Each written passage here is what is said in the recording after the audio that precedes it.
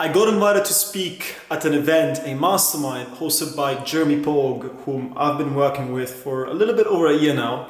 And at that event, there was 50 coaches, entrepreneurs, service providers, consultants that on the low side were doing like 20K a month, and on the high side, the top guys were doing like about 200K a month. I hosted an hour workshop on sales, presenting and sharing some of the biggest breakthroughs and lessons that I had in my own career. And yeah, this is unedited, raw as it gets, what the workshop was. You can expect at the beginning is just me pretty much presenting, and then at around half of the presentation it becomes more of a Q&A. And yeah, hope you find some value and you enjoy. The first speaker is a man that you don't want to talk to if you want to keep your money. He is a weapon at sales. He balances the soft Italian charisma with a little bit of mafia to challenge you to level up. And so with that said, Matthias, welcome to the stage, brother. Really looking forward to this. So what's happening, guys? Can you guys hear me okay? Good? Perfect. So I'm going to talk about a few things. First, I want to kick it off with some definitions. And the first question is, what is sales? Yuri? Bridge between problem and solution. Okay. What else? Exchange of money for value or goods. Okay. Okay. Specifically in this coaching industry that we're in, when you think about a sales call and the transformation that you facilitate, what are you really facilitating on a sales call? Helping them make a decision. Okay. Okay. What else? Nicola? Asking people deep questions, helping them realize that the only good time to make a change is now. Okay. So he said something, he hit the nail on the head right there with one specific word. Change. So the best definition that I heard with sales in this industry that we are in is influencing and facilitating change. Now, what we're going to talk about today, I have here, there we go, is selling on change. First thing I want to cover is why do we want to sell on change? Like, why is that so powerful? Anybody have any ideas? They're on the call with you, like what they're doing isn't working.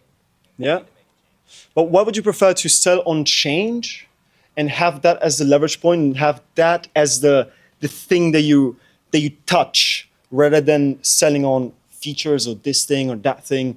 Why do you want to sell on change and have that person commit to become a different human being on the call? Yeah, 'cause Why would that be better? it's about them and their identity. It's not about your product and your feature and Yeah, your deliverables. yeah. Emotion, there we go. Very important. Very important. Visva? Facilitating the change of their identity to who they need to become. There we go. There we go. There we go. So, let me see. Okay, there we go.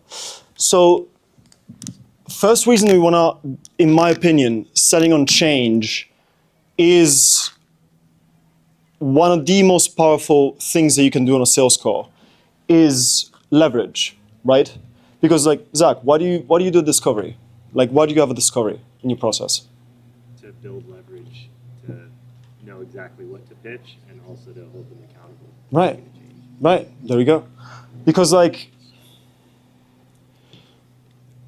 what you want to do is you want to place the fulcrum, right, where you apply the power of your lever to the most leverage point.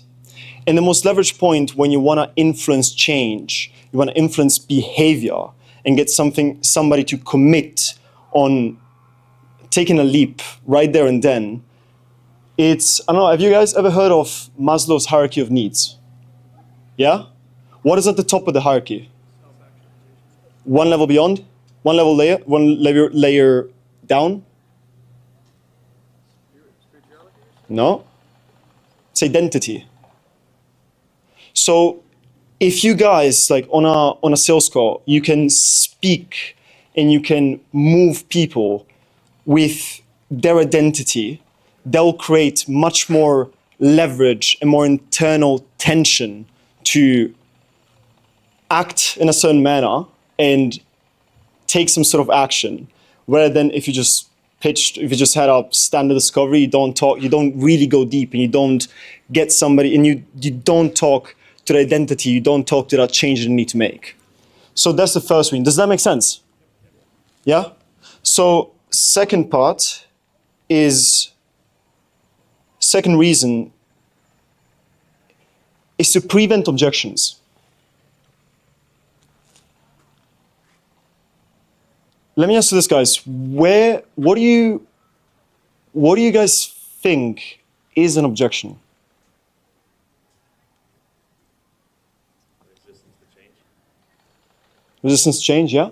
Because like if somebody, and this actually I got it from Josh, which, kudos to him, legend, which an objection, if they give you a think about it, right? If they give you a partner objection, they give you whatever, they give you those, it's too much money, they can't afford it, right? Where does that, is that the real objection, or what's the layer beneath that? What's really behind that objection? Fear? Fear, yeah? And where does that fear come from though? Lack of belief in themselves. There we go, there we go. Yeah. Yeah. But why are they scared to make a change though? That's the thing. Yeah. It's the unknown of what might take place. All correct. Yeah. They're too comfortable where they're at. Yeah. That's all correct, right? They're too comfortable, they're scared, they're uncertain, scared of the unknown, scared of something that happened in the past, they attach a bad meaning to, right? But ultimately, all comes down to the perspective that they're using. Because if they're acting from a perspective that when he faces a little bit of uncertainty, that person gets scared, that's where this fear comes from. But if they act from a different perspective, where you have, imagine if a person like, I don't know, let's say Tom. Let's say if a person was 100,000% confident, had utter belief in himself that he could become a absolutely exceptional leader and executive, had no internal conflict, believed he was worth it, believed he deserved it, but he had belief, why would he not drop 10K with you? Usually because I didn't do a good enough job explaining to him how he would become the actualized version of himself. Right? But like, the thing is, if that person had full belief, is there any reason he wouldn't do it? No. Right. Because like, let's say this, like Yuri, do you guys remember the first day when Jeremy was talking about mindset, right? And Yuri had a really good question. And I'm bringing this up because I think it gets the point across, and like, I think your question was brilliant, right? Saying with absolutely no judgment. What was the question that Yuri asked? Somebody remember? What if I don't feel pain from my past, but if I have a vision for the future? Something along those lines. Yeah, it was, and correct me if I'm wrong, Yuri, but it was, what if you, that when you thought about the 100K a month version of yourself, right? You faced some internal conflict, didn't you? So if Yuri comes on a call with me, and he doesn't believe in himself, he has some internal conflict, that he, for some reason, he himself doesn't believe he can get to 100K a month. How can I sell him on a process, on a vehicle, on a strategy, a skill set that can facilitate that growth? What is he gonna face when it's $10,000 on the table? He's gonna be what? Scared, uncertain, fearful, right? And likely is we're gonna give you all the bullshit of I want to think about it, or give you a couple of days, or see, it's not the right time, or I really can't afford this, or whatever the bullshit is, right? But it all stems from that person, because if a person is like in full belief, full confidence, he will just move forward. So that's what we're gonna cover. Does that make sense? Yeah. Yes? Yes. Okay, phenomenal. So, gonna get a bit more tactical here in a second.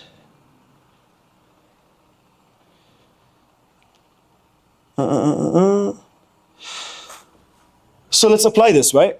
Let's apply this. I'm gonna skim through first on a very, very high level, like a flow of a discovery, right? And how we get to the point, but then I'm gonna sit a bit in the part of the call where you can influence that change, where you can actually uncover, peel back all the layers and actually find out what is the root issue when it comes to the perspective, when it comes to who that person is what's actually preventing that person to change. And then we reframe that and we help that person commit, okay? So on a very high level, first and foremost, when I open up the call, because like we talked about, for example, emotions, right? Want people to be emotional call, want people to be suggestible, to even make a change. If somebody's resistant, if somebody comes on a call and he has his guard up, right? He's all guarded up and everything else, all closed off. When you ask him questions, how's your message gonna land if he's closed off to it? So how do you want a prospect to feel on a sales call? Like Peyton, how would you like all your prospects you speak to, right? Or your closer speaks to? But how would you like them? How would you like them to be when on a sales call with you? Excited, comfortable, and curious. comfortable, curious. Okay. What else? Relaxed. Vulnerable. Yeah. Open. There we go. Beautiful. So how do we create that? So first part in my sales call, in my sales process, is creating openness, making people relax, and comfortable in the conversation, right? So the first part, the first intro, is just disarming. So write that down.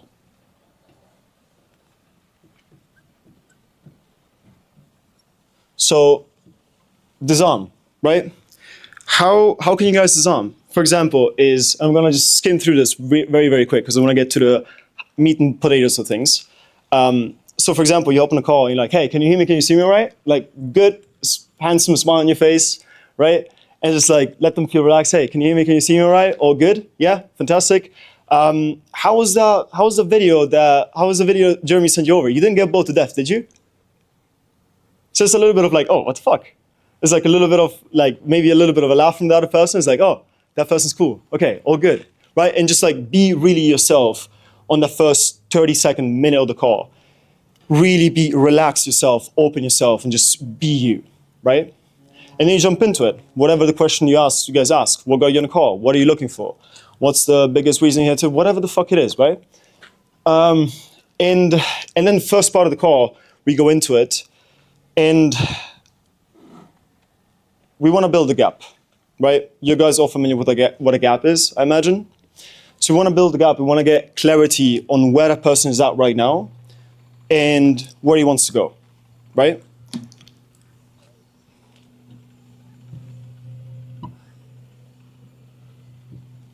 So this is where it gets interesting. This would be probably in the first, there's no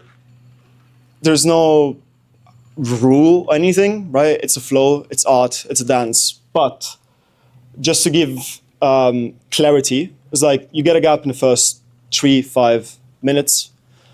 And then, and I'm gonna make this simple, there's a million one different ways you could do it, right? But once you get a gap is, okay, let's go into uncovering what the perspective that they're using right now. What's the decision-making process? What's actually preventing them? What's holding them back? How are they looking at the world? And who do they need to be? So how do we do it? We build a gap. Once we build the gap, you can ask a question around, like get some sort of timeline, right? So how long have you been facing XYZ? How long have you been wanting to accomplish X goal, right? So how long we get a timeline?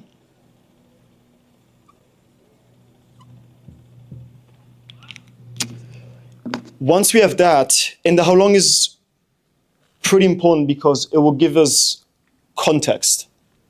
And context is always king.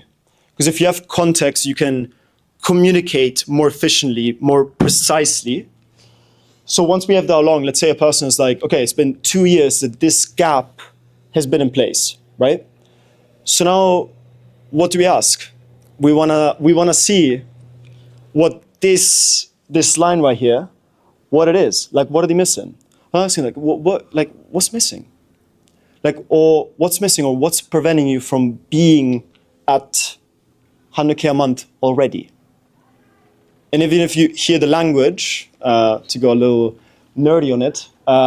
What's preventing you from being at X already?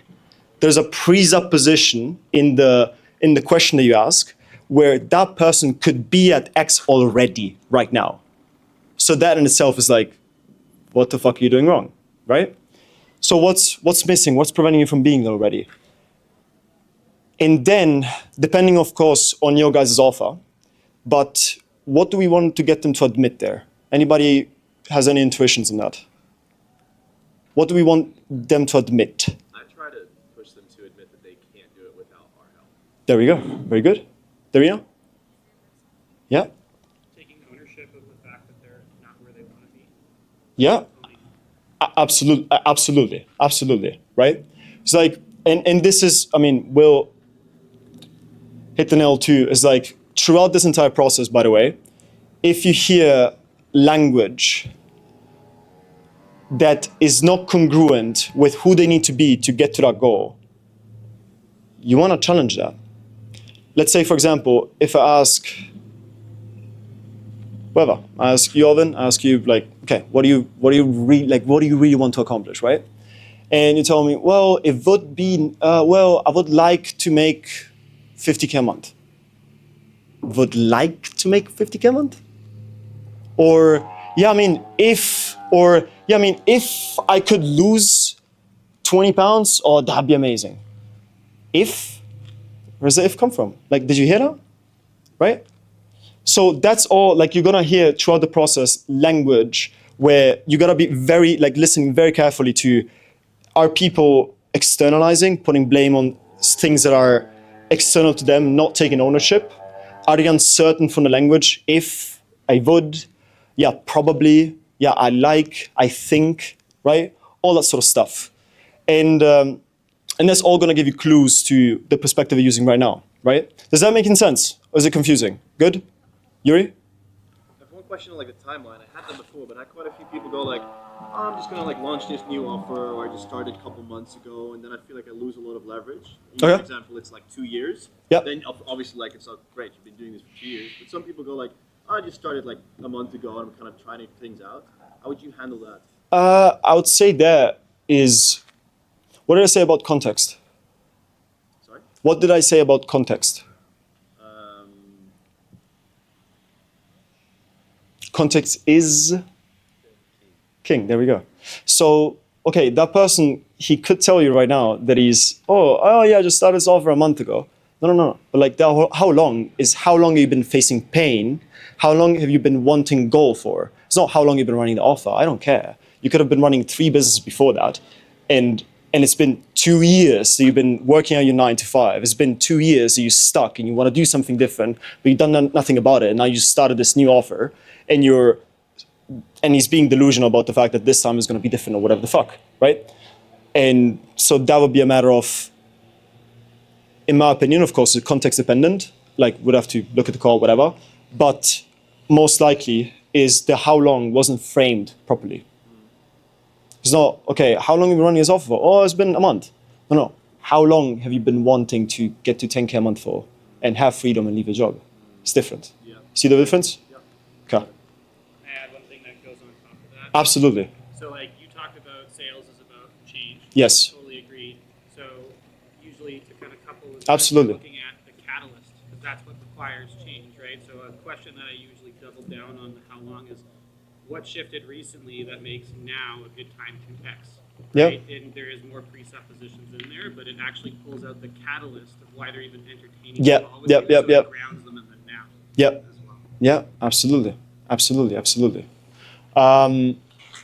Okay, so we're all clear. Now let's get to the fun part. You guys down? Oh yeah, absolutely, Danielle. So once in a while, I guess somebody, when I ask this question, what's preventing you from being there already? Yeah, It's there like, we go. Nothing. Nothing? How do you mean nothing? They would say that. You know, had a few people say that, and it's kind of like, okay, now, okay, you know, we try and dig deep, but yeah, it's almost like they just How do you know? put the time and effort, right? Not put the time and effort. And how long has it been that they've been wanting to get that goal? Yeah, I mean, it's going to vary, but yeah, there's just, you know, some people will just say nothing. They just haven't really No. dedicated. Yeah, No, but look, it's like, how long has that person been wanting that goal for? yeah. How long has he been striving towards that? Yeah, that would be a great question to ask, for sure. Has it been a year? Has it been 2 years? And now he tells you nothing? Probably it's not the truth. Like the thing there is like, we don't want to just like, it's going to be a matter of what you do before you ask what's preventing you from being there already or what's missing for you. It's the frame that happens before that matters. If you get it, you can just like go deeper on it and create, in that case, you would want to create doubt in that person's ability. Create doubt in terms of, how do you know? How do you know nothing is missing? How, like, can you remind me again? Like, how long has it been that you've been wanting X goal for? Yeah. It's been 2 years. Okay, so, like, help me understand, like, what, like, realistically, right? It's been 2 years I've been wanting to achieve this goal with the same strategy, same skill set. What are the chances that this time around, by just you putting the effort, like, you're gonna get to X, Y, Z? Like, how likely is that? How, like, where does that confidence come from? Just like, poke and find holes in their logic. Does that make sense? Yeah? Okay, sweet. I was just gonna say. Yeah, absolutely. That, when I ask them like, what's holding you back from becoming an executive, and they say nothing, like, oh, so you are an executive? Well, no. So why? Yeah, there we you? go. You don't want to be? And like, no, I do. I'm just waiting for the right opportunity. So you know how to get those opportunities? Well, no. Oh, Interesting. so let's talk about that. Oh, interesting. Exactly. That's the principle, right? More than thinking about like, what question should I ask, all that stuff, let's understand like the principles of what Tom just did, right? Because Tom asked those questions, he didn't want to matter, but he got one outcome. He got them to admit a certain thing, which is what actually matters. And if you can't get them to admit anything, they're not coachable, Yeah. and they're disqualified. Yeah. They're not ready. Because why did they even open a call Well, this is with? the thing. Yeah. Makes no sense. So then those people, you just come back to them 6 months from now. They're like, how's it been working for you, buddy? So, now let's get into the fun stuff, which is, so we want them to admit what's missing. We want them to admit that they need help, right? What's missing is the help. Because we could even frame it in a way of, well, like, can I make a suggestion? Like, have you considered, if you picture it back, right? If you were, let's say we're selling fitness. If you were, or let's say we're selling, whatever the fuck. Like, if you were working with an expert a year ago, like somebody like me, somebody like Jeremy, like a year back, and you put in all the work, you put in all the effort, you follow the process to a T, like, where do you feel like you could have been now? Well, I'd probably be, Gauss says that, right? I'd probably be at my goal, or probably be here, probably be here. I was like, okay, so we got them to admit that they need help, and help is what they're missing. So now, let's go on the perspective, right? Which is, okay, so what prevented you in the past year, in the past 2 years? Like, or in the past year, 2 years, have you ever reached out to any experts to get that help so you can get to goal? Can only go two ways, right? Yes or no? So if it is going to be, and it's the same thing they're doing principle-wise, let's say they tell you, no, I've not reached out to any experts in the past year. But they just admitted that is the thing that they're missing. So now the question is, what's behind that? What's behind that? Why? Why would we want to ask a question like that? Any ideas? Layers? Yeah? Layers in what way? Like get to the core of it. Like, Get to the core of it, yeah? Behind it, what's underneath that, it's like it's surface level. We actually want to understand what's rooting. Exactly. And what are we gonna get? So they just admitted, right? Let's follow the logic. We got a gap. We got a gap. Point A, point B. What's missing? I need help. So have you ever reached out to any experts in the past 2 years that you've been having this pain, problem, whatever for? No, I've not. What's behind that? What are they gonna tell you? What are we gonna uncover here? Okay, how is it gonna show up? Really, like in a practical way. How's it gonna show up? What are the things they're gonna, okay, what are some examples of things they're gonna give you? Like, oh, I didn't know I could do that, or I didn't know, like, yeah, some sort of excuse. They wanted to try themselves. Yeah. Yeah. So, yeah, I mean, I was just very busy, right? I was just very busy. oh, I think, I mean, just the time wasn't right. I had this thing happen, whatever else it may be, right? They're just going to give you excuses or reasons, but there you're actually going to have a chance to uncover the cognitive distortion that they have that is actually holding them back. Because if we take a layer deeper, it's not just the fact that they need help and that's what they're missing. There's a layer beyond that, behind that, of the root issue of why they're stuck where they're at, which has to do with their behavior, their pattern, their way of thinking, their belief. And that's what we're uncovering. That's what I mean with perspective, right? It's like the limiting beliefs, thinking patterns, behavioral patterns, whatever else it may be. So we uncover that. Somebody tells you, well, I didn't have the time. Like, what do you mean you didn't have the time, right? Okay, do you know anybody else that has 3 kids and, I don't know, has 3 kids and a wife and family and has a 9-to-5 that still made it happen? Yeah. Right? So it's less about the fact that you didn't have the time. It's more about you just didn't make it a priority and you didn't find the time. Is that clear?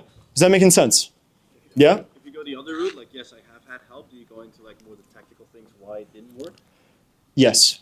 If they go, yes, I did have help before, right?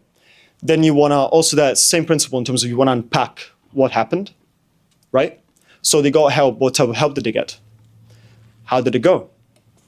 Did they get the results that they wanted? Yes, most likely not, if they're on the call, right? So no, I didn't. Okay. And where the other people, because still you wanna go to the heart of the matter, to the heart of the person, right? You don't wanna settle for any surface level BS of like they're telling you, oh, that program didn't work, that program is a scam, whatever. Oh, really? Okay. Well, I'm curious, like, were there other people inside of the program that did get results? Yes. Okay, so what was different between you and them? Right? And it's either going to be a matter of they're not taking ownership, and then that is going to be our point of leverage. That's going to be our fulcrum where we influence the change. Because if they see that they're not taking ownership, the whole theme of the call is going to be you today committing to being the type of person that takes ownership, right? And that's going to give us the leverage at the end of the call, whatever objection you're going to give, which probably a lot of them is going to actually be prevented. But then we have the leverage to, help them get past it, overcome it, right? Or maybe just invest in the wrong thing invest in a thing that was just not the right thing. I don't know, invest in the organic marketers and you're like, okay, great, fantastic, right? So that's another way. What is it? That was me on your sales call. There we go. So.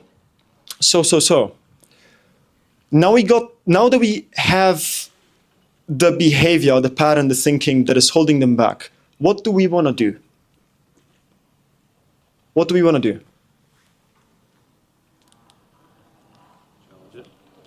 Challenge it? For what outcome? For what purpose? To shift their identity, believing that they can Yeah. do it, they have what it takes to do it. Yeah. How's that called? Identity shifting. You guys ever heard of reframes? Oh, Yeah?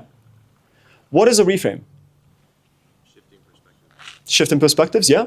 It's you're ultimately changing, you're giving out, because what is a frame, right?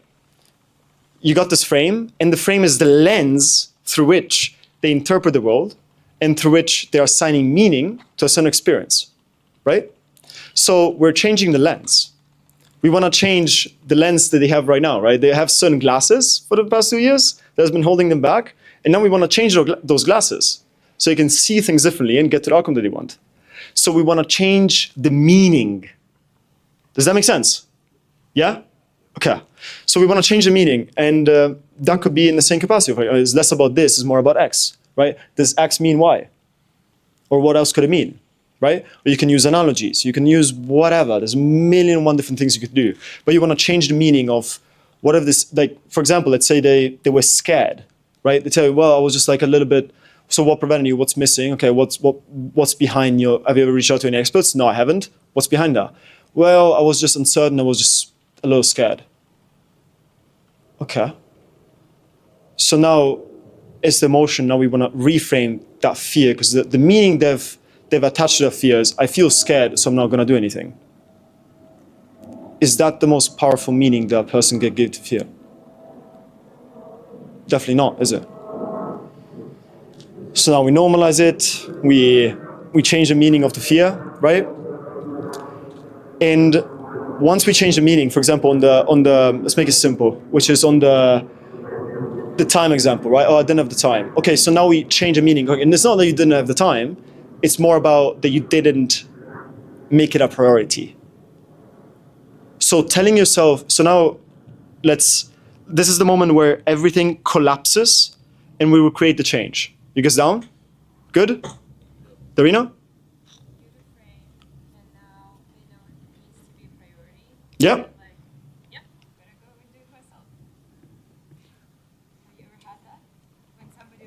No. No. No, no, no, no, no, no, no, no. That's not what happens. That's not what happens. Because the moment you can influence somebody to let them have a light bulb pop up in their head, be like, oh, fuck. This guy just like showed me a new entire world. Oh, what the fuck. They're going to trust you so much harder. They're going to want to work with you. It's not going to be, oh, now I get it. It's not the case. Because if they're on a call, they need some help. You got them to admit that they need help before. Remember the context, right? You got them to admit they need help and they're procrastinating, or they're procrastinating, or they're telling themselves excuses.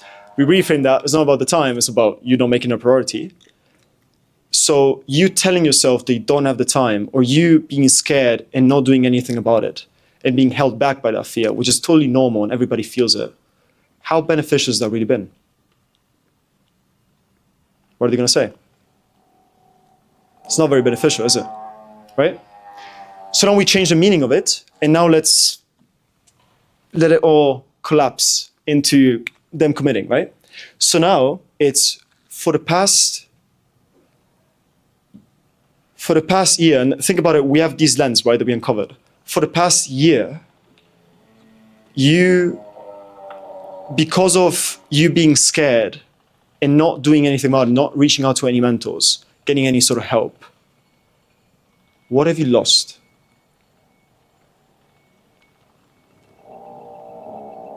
Right?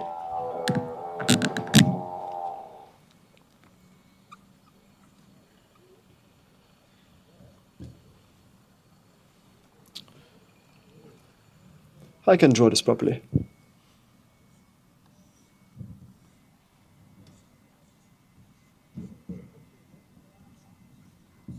So, because of the lens, what have you lost? What are you going to say?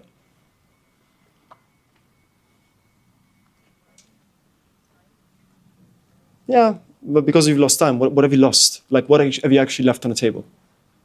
Potential. Potential for what? What does that potential mean for you, though? Opportunity cost. Yeah, and what does that mean for you specifically, though? Depends on where they think they could. Yeah, right? exactly. So, for example, They might have left 7 figures on the table. 7 figures on the table. What does that mean? What would you do with 7 figures in your bank account? Right. What kind of life could they be living with that 7 figures? Right. Making sense? So what have you lost? So, okay, so this lens that they have does not make sense and is not serving them in the past, right? So let's see. So what happens if you hold on to it? What happens if you continue thinking the same way? What happens if you keep telling yourself that you don't have the time, you don't make it a priority? What happens? So we're consequencing, right? You guys familiar with what a consequence is? Cost of inaction? Yeah? Yes? No? Kind of? Yeah? So now we consequence, and the powerful thing, in my opinion, that I found is like, we're consequencing off of our fucking behavior. We're not consequencing just out of the blue and just being like, oh, well, what happens if you don't? Right? We have all the, and again, context is king, right? We're going to get a bit better answer because we got better context. There's a better frame in place. So what happens if you hold on to this belief that has been holding you back? What happens if you hold on to that fear? What happens if you hold on to the fact that you're telling yourself that you don't have the time? What if you keep thinking that way? What are they going to say?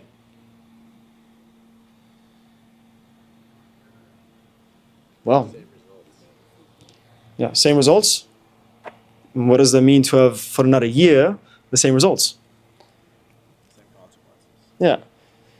And we could even, yeah, exactly. We could even go a layer deeper there on like reframing, this things don't stay the same, probably will get worse, right? And so yeah, so this lens they have does not make sense in the past, does not make sense in the future.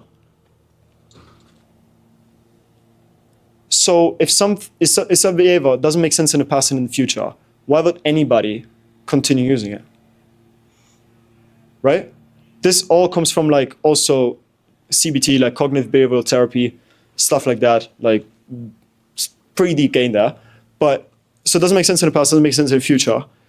Now, what's the next question? You can ask a question on the lines of, so what do you feel like you need to let go of? What do you need to let go? What are they going to say from these examples? Dead thinking. Right.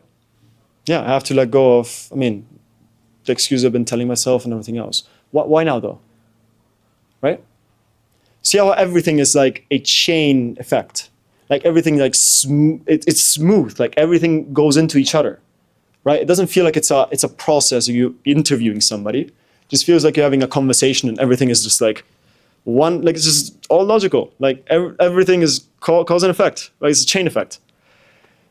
So what do you need to let go of? Well, I need to let go of that belief. Okay, so who are you committed to becoming today to make sure that doesn't happen and you achieve your goals? Who are you committed to be?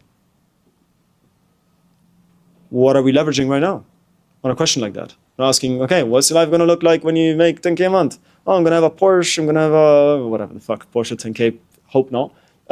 But, well, no, like, that's layer one, right? But again, Maslow's hierarchy of needs, what point are we leveraging right now of asking a question around who? Who do you need to be? Yeah, exactly. We've got an identity, right? So we need to be, okay, what traits does that person have? How does that person think? How is he? Get into what do we want him to admit? We want him to admit traits, characteristics of like, well, that person is courageous, that person is bold, that person takes action with, like, goes on with speed, that person when he faces, you could even like, and this is where you pre-handle objections, like actually do it. Actually. Because like, all objections you guys get, I can guarantee you, like 99% of it is going to be, I mean, there's some logistics, all bullshit, but it's like, it's all mostly going to be fear. They're just uncertain. So like, okay, so when you do face that, I mean, when you're becoming an entrepreneur and you're going to face that uncertainty or whatever else it may be, how are you going to face that? Right? How do you plan on facing it? And we're all pre-handling stuff that's going to happen either way at the end of the call. Right? And yeah, so who do you need to be? Commit this person, paint this picture of this person. What is that going to allow you to have? What's that going to open up to you? Who else is that going to impact? Right? Whatever you want to ask. Ask whatever, right? And then we tie it down. We tie it down and we go for a close, right? And we go for like finish discovery. So how committed are you to be that person? How committed are you? What's your definition of commitment? Let them tell you, right? What's your definition of being committed? How important is it for you to become that person? It's done. Like if you actually uncover the perspective, if you run this smoothly, it's done. Like it's a wrap. The call is a wrap. Do you guys have any questions?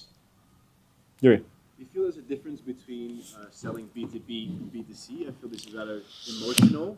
Yes, of course. I mean, you're not going to do this all the time. Like, it's not going to happen all the fucking time. You do this perfectly, right? Obviously. So don't have to force it, right? But it's just something you keep in your back pocket.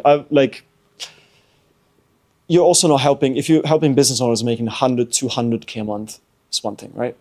If you're helping a person that is like running a business, but is making like 5K a month, most likely that person has some stuff inside that is not in place to be who he wants to be, right? So, yeah, of course it changes, but it's still applicable. Like, you'd be surprised. For me, feel for like B2C, like for a lot of like consumers, this is all new, and I've been on a few sales calls myself, and I go like, I see what you're doing. Oh, absolutely, yes. Say again?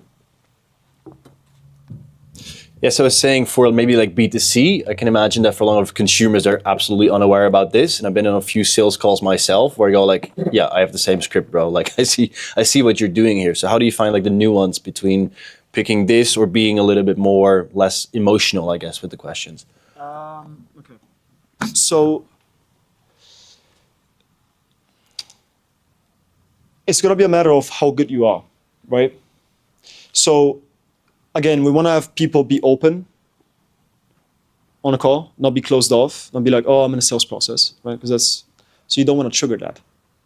How do you not trigger it? Is you don't do the things that everybody else does, right? You don't go on a call and you're like, so what we're going to do here today, how we typically like to run these calls is I would like to first understand where you're at, where you want to be, and all that sort of jazz, right? Because instantly, oh, I've heard this 10 times. Trigger, pattern, meaning, boom, triggered, boom. This guy, sales guy, oh, coach, same thing as the last 10 that I've spoken to, right? And they've not delivered.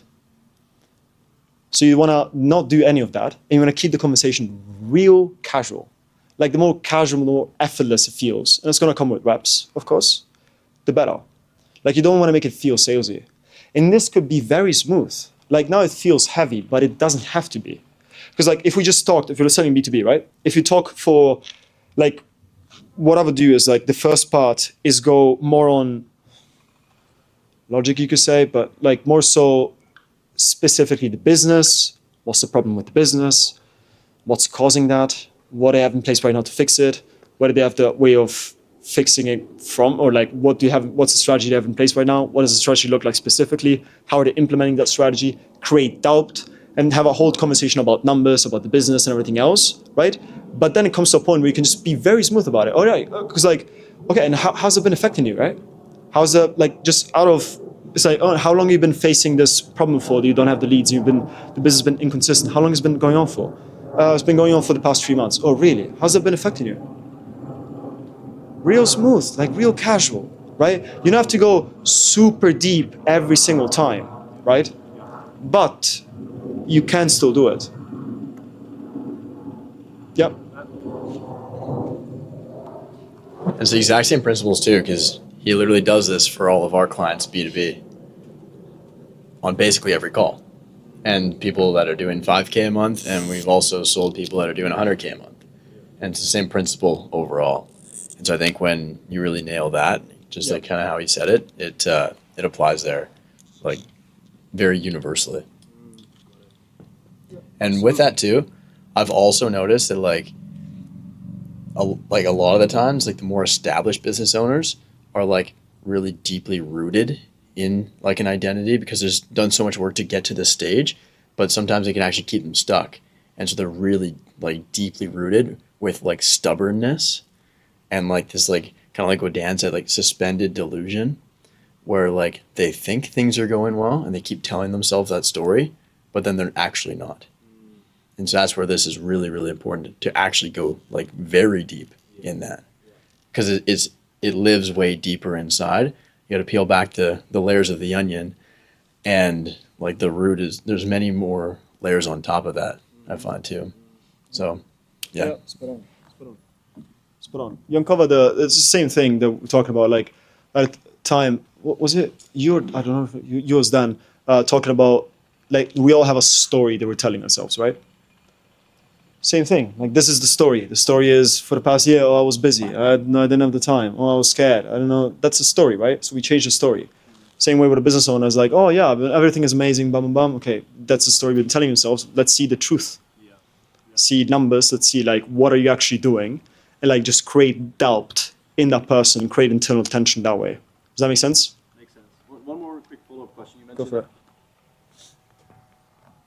You mentioned about the pre-framing, and I always try to pre-frame because that's kind of like how I've learned to set up the call. Like, hey, okay, so when you say pre-framing, you mean like beginning of the call, be like, hey, yeah, so hey Matthias, great to have you on the call. Really what I want to do is help you, so I'll ask a bunch of questions, blah, blah, blah. You say there's a nuance of like, to do that or not to do that, because I can imagine the people that I speak to, they have been on sales calls and sometimes they go like, yeah, okay, I've heard this. Exactly. How do you pick and choose where you do that, when not to do that? I just don't do it. You just don't do it? I just don't do it. Okay.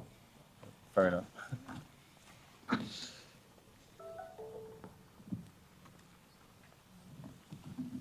One of the biggest issues that we have is that most people who get on our calls tend to be 2-call closes. And it's not just true for me, it's been true for most every closer who's worked with us. And so we've had to kind of modify our process and accept that people need 2 calls at least. And I still don't feel great about that. And so the objection is almost always have to talk to the spouse. Have to, go back and look at finances, have to make sure I can make this work. And they're all soft objections. I know that they're not real hard objections. But if you have advice on how to move past those objections to get them to move forward at the end of the call. Yeah, absolutely. So one question though is, right now you're running a 2-call process, right? So what's closing rate right now with the 2-call? Somewhere between 20 and 33%. 20 and 33, okay. Okay, we have some work there. Yeah, there's a lot of stuff that can be done there. Yeah. Do you have data on like how many people give you partner objections or how many people give you, so partner objection, right? If you get it so this many times, it could be worth it to just have the partner be on the call from just do, not even like the first call. Maybe you don't even pitch and you do a triage for like 50 minutes. You just get a brief discovery, like just get in, then book a second call and have the spouse be on board. If you're getting it 50% of the times. If you're getting 10% of the times, then not. I would say it's better to handle it up. It's 60 to 70%. Okay, that's a lot. Almost every call I take, I hear even if I ask about the spouse, we talk about the spouse is all for me doing this. We already talked about the money, the spouse is good to go. I still get at the end of the call, I just got to sit down and chat with the wife and then we'll move forward. Right. It's something that you can handle, to be fair. Okay. The reason why I have a little bit of resistance of going deep into that is because maybe there's a simpler way, like if you're taking the calls, you have other closers and they're not that good with like handling objections or going this deep, right? And like really moving and like are like really, really skilled, then maybe it does make more sense to just have a 2-call process, have a triage, and then make sure the spouse is on board. If you're getting it this many times, is on the call. If you get it this many times. Second aspect though is there's a few things. You get down payments though. Like when they say they give you a partner objection, like do you ask for deposit for down payment and do they do it or no? Yeah, we do ask. Maybe 1/3 of the time we'll get a deposit, and of those, maybe 2/3 will come in. Out of the 1/3 that you ask that you get a deposit from? Yeah. So people sometimes 2/3 of we those have to deposits come in. refund deposits, or we just keep them. They abandon them. Right. I hear you. So I would say, to be fair, I'd say the best thing would actually be to handle the objection, handle the objection on the calls. And you don't have to push it all the way and like redline the car and like burn the lead, right? But just see if there's an opening. Because maybe it's like, it depends also you, like what meaning you're giving to the thing of like, oh, they gave me a partner objection. Oh, they need to speak to the spouse, can't do anything. Or maybe they're just a little bit fearful and they're just putting this smoke screen, right? To feel a bit more safe and be like, I just need to speak to my spouse, but they don't have to speak to their spouse. They're just a little bit uncertain. They want to just some time to think. So peel back is an actual like more deeply rooted partner objection is a bit harder to overcome, or is it more of it's just a smoke screen that you can clear out? It always feels like a smoke screen. Okay. It always feels like. So my demographic tends to be very proud. Yeah. And they feel like they don't want to let their guard down. And so when That's- here it is, yeah, that's the the thing. solution, and here's how much it costs. Let's move forward. It's always, well, I need time. And so I do give them 24 hours. Can I make a suggestion? What's that? Can I make a suggestion? Yes. You're selling people on leadership, yeah? Yes. So what I would suggest, a bit more advanced, but is having frames, planting seeds in your discovery to get them to commit to become to have a certain identity, to adopt a certain identity, and attach to that identities traits that they need to have to move forward today. So it's like, how does a leader, right? How does a leader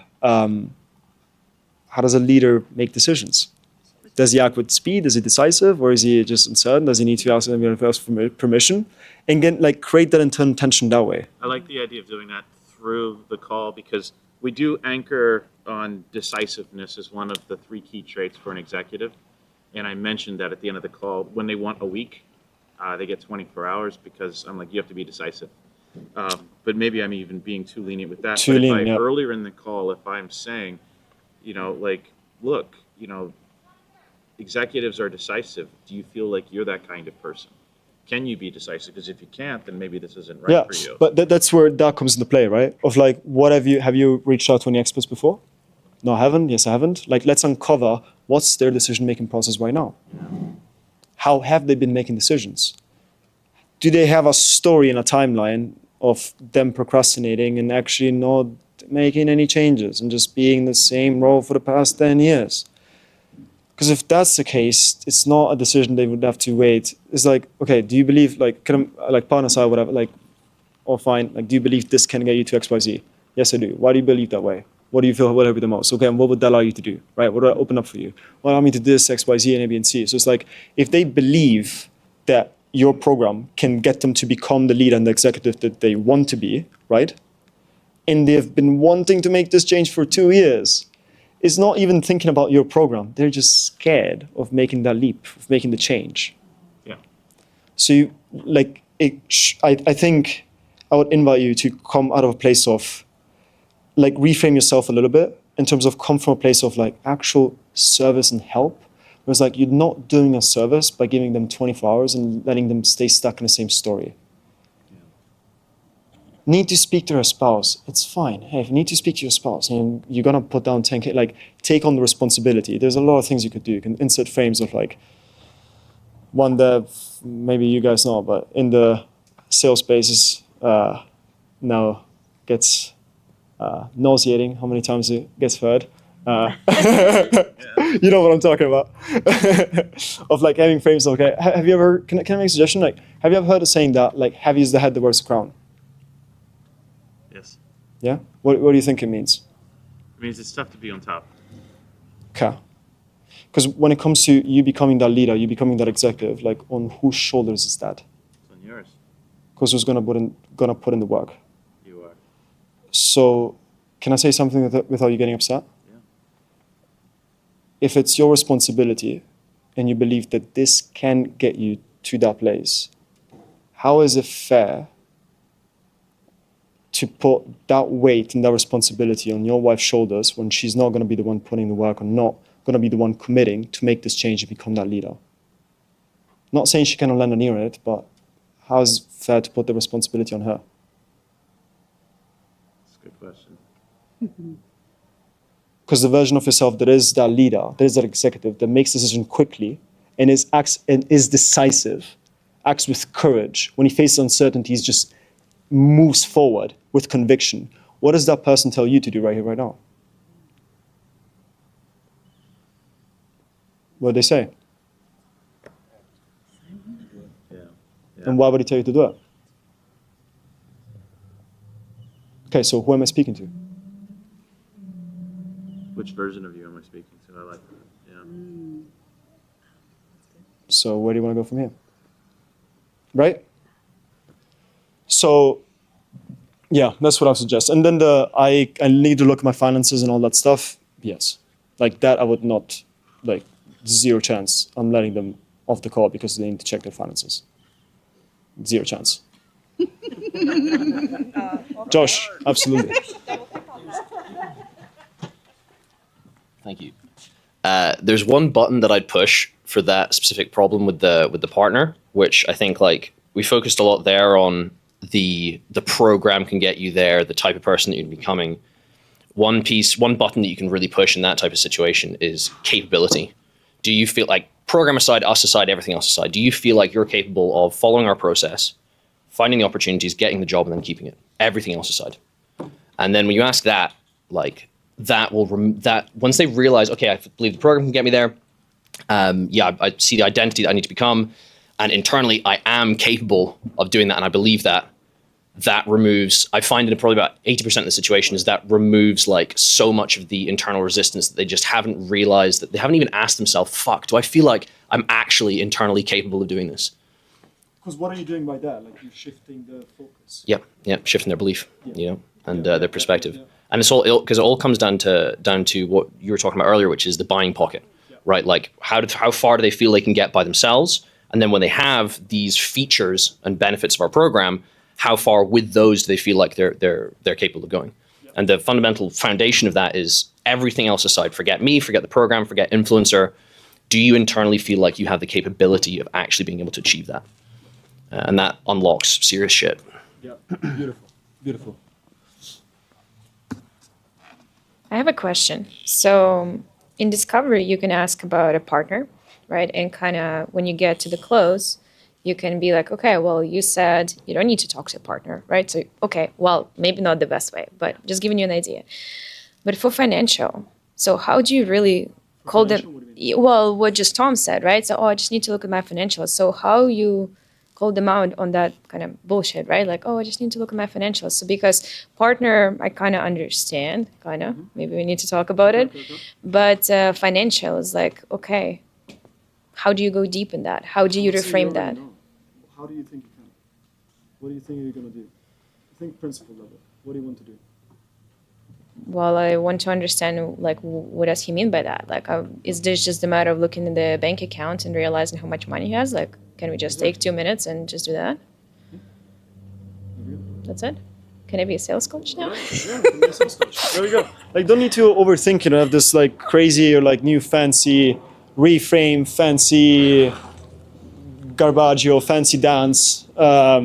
Like, sometimes simple. Like, okay, say look at the finances. It's just a case you may have, like, don't have the full investment like up front. Maybe you need to break it up a little bit. You want to do it, or is it a case you have the investment but you're just maybe a little bit uncertain? Or whatever. And just like, okay, what's behind that? Just ask them. What's behind that? What do you mean you have to check? Like, when you say you need to check your finances, like, what do you mean? Like, just help me understand. Is it just a case of X or is it a case of Y? Okay, and what's behind that? And then is it logistics or are they fearful? And 90% of the times, I need to look at my finances, give me 24 hours, fear. Most likely. Or they don't want to admit they don't have, or maybe the program is 10K, they have 12K in the bank account. And like, oh, fuck. But it's still fear at that point. So, yeah, you want to uncover that? Yeah, Adrian? Sec. So, figured I'd just share this, something that we started doing about 3-4 weeks ago in sales because our call volume went up a lot. So if somebody wanted to think about it, reschedule, whatever the objection was, we just don't have the availability on the calendar. And it's tough for my reps too because it wastes time on their calendar. So somebody's like, yeah, I really want to think about it. We're just like, okay, cool. Like, what do you want to think about? So you isolate the objection, figure out what it is, and just say it's finances. Yeah, I really want to look over my finances. We literally just say like, okay, yeah, we don't do that. And yeah, I kid you not, it works really well. People are like, oh, okay. Well, yeah, here's my card. I'm not even kidding. It works really well for us. So yeah, something to think about. If not, worst case, if they want to do a follow-up, we will just do a deposit. And so we'll say like, okay, cool. Well, if you want to do a follow-up, we don't do follow-ups, but you can like put something down today and then we'll credit that to your payment. So if they need to like look over their finances, they don't have enough on credit day, they don't have the cash on hand, whatever that objection is, if it's that case and we can't get a close, we'll take that down and then hopefully they sign up later. But yep, somebody says they want to think about it. Nope. Yeah, we don't do it. So I have a quick question on what you said when you kick off the discovery call. You don't say, I'm going to start with questions, go through the flow. How do you kick that off? simple, just as smooth as possible. So the Zam first. So hey, can you hear me? Can you see me? All right? Good smile. How was the video? Whatever else they seen before, whatever action you took, right? The most important thing, you didn't get bored to death, did you? No, didn't get bored to death. Okay, a little funny or whatever. So okay, cool. So out of that video, like what you could be like, what stood out, right? What resonated with you? And then they give you something, and then from there, okay, in terms of that, like what are you looking for specifically? Or in terms of that, like, okay, so what got you in a call? Like what had you book in a call? Or like what are you, okay, out of that, like what are you really hoping to get out of this conversation today, right? And then go through like Austin's questions. Yeah, Like- whatever questions like you go through prompts, is fine. you know, Yeah, yeah, leave those in. exactly. But you're never gonna start with, hey, I'm gonna ask a series of Yeah, questions 'cause it's too you could if you really need it. Like if you really struggle with like controlling the call a bit, but still, if you really want to do it, I would suggest to keep it as casual as possible. Like make them feel like you're not framing a call, you're not going through a process, you're not going through a script. Because the moment they feel like you're going through a series of questions that's scripted, guard up.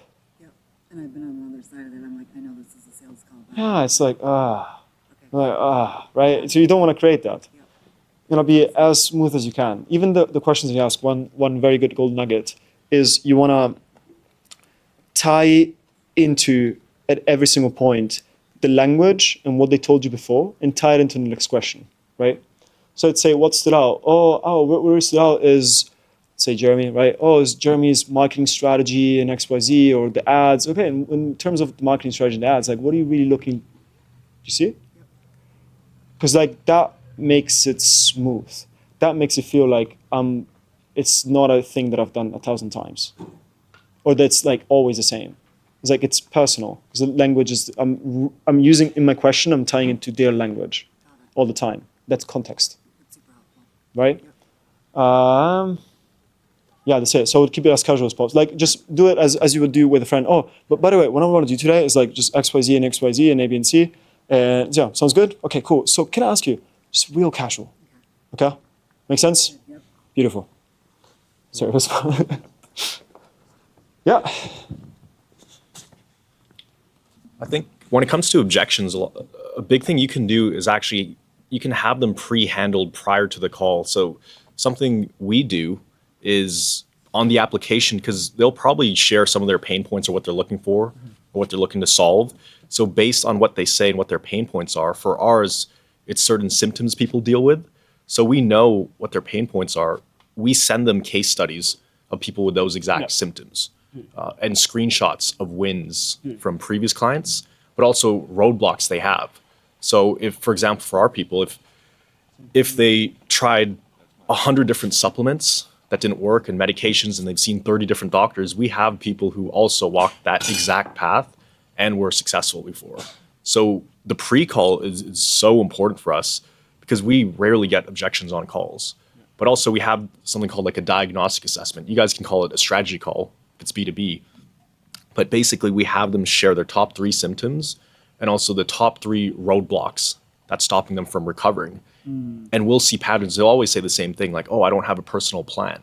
I don't know exactly what to do. Everybody just tells me to watch these videos, and then they tell me, hey, do it on your own. But that's where we can come in and be like, okay, well, on this diagnostic assessment, we'll uncover your biggest roadblocks. So that way on our screening call to see if we can even help you, we're going to come up with a plan. And so based on those roadblocks they have, we actually have a script for those specific scenarios. So it's interchangeable. Yeah. Sure. So between that first call and the second call, let's say on the first call, that strategy call, when they reveal their issues and bottlenecks, roadblocks, whatever, do you send any sort of material between the moment that first call is done until the second call takes place? What kind of, do you send any sort of like nurturing videos or any kind of material to warm them up before that second call, which is supposed to be a proper sales call? Yeah, so we actually only do one call. The diagnostic assessment, that's actually, it's like part 2 of the application. So once they do that, then they can book the actual call after. That's if they're qualified, they go through the initial application. But it's not a call, it's an application. Yeah, so it's an application where they share a bunch of their stuff. If they're financially qualified, Then they move on to the next step, which is the diagnostic assessment. And then once they complete that, then they can book their call. What is the diagnosis? Diagnostic assessment? Yeah, what is that? It's basically, no, that's just a form they fill out. Another form. Yeah, but they get a whole report. So you could hire a developer for this. Like, based on their answers, it will generate some kind of visuals or a report to show them, hey, this is where you're at. These are your pain points. Obviously you want to get up here, but you're down here. And then on the call, you can paint a roadmap to get there. But after they book the call, the next page on the thank you for booking call page, part of the video is we say, hey, here's your homework. Like, paint a vision of what your future is like with thriving health. When you're out of the wheelchair or you can leave the house, what does that actually look like? This is really important because we're going to talk about this on the call. And the more detailed you are, the more detailed your plan will be. So I think you could really leverage that. There's a lot of stuff that can happen before the call. Sure. So do you send objection. videos, do you send material before a call? Yeah. Based on the what? Based on their symptoms and roadblocks. Yeah, I mean, that's the same thing that Nicola was doing in terms of you were finding somebody was a coach, fitness coach, specific testimonies saying, hey, check out minute 10, there's this thing. Exactly. What else? Good? Okay, sweet. Just to wrap things up, because we covered a bit, and you've never sold that way, then I understand how it can be a little bit overwhelming, right? If there's one thing I would invite you to take away is to really in discovery go deep and unpack, peel back the layers and go for the person, go for the behavior. Even though you may not know specifically, what question should I ask, whatever, just try and do it, right? Just try and do it. You understand what you want them to admit. You understand where you're trying to go. Just try and go for it, right? Try and go for it and understand, okay, it's like, okay, what's behind that? What's behind you not getting the help for the past year? It's that thing. And then help that person change that belief, right? What have you lost because of the belief? What if you continue to hold on to it? Who do you need to become to what do you need to let go? Who do you need to be, right? And try and leverage that identity and try and leverage and uncover their behavior on sales calls. And yeah, that's in my opinion how you actually pre-handle objections like fear, which is where all that objections come from. So yeah, happy days. Guys, thank you very much. Pleasure. Hopefully didn't bore you all guys to death. Grazie. That was awesome. That was great. Let's take a quick 5-minute break to just go to the washroom, grab some water, whatnot. Let's try to keep it at 5 minutes, and then we'll get the next speaker up as well, and that's gonna be a good one. So cool. Thanks, Matthias. Phenomenal.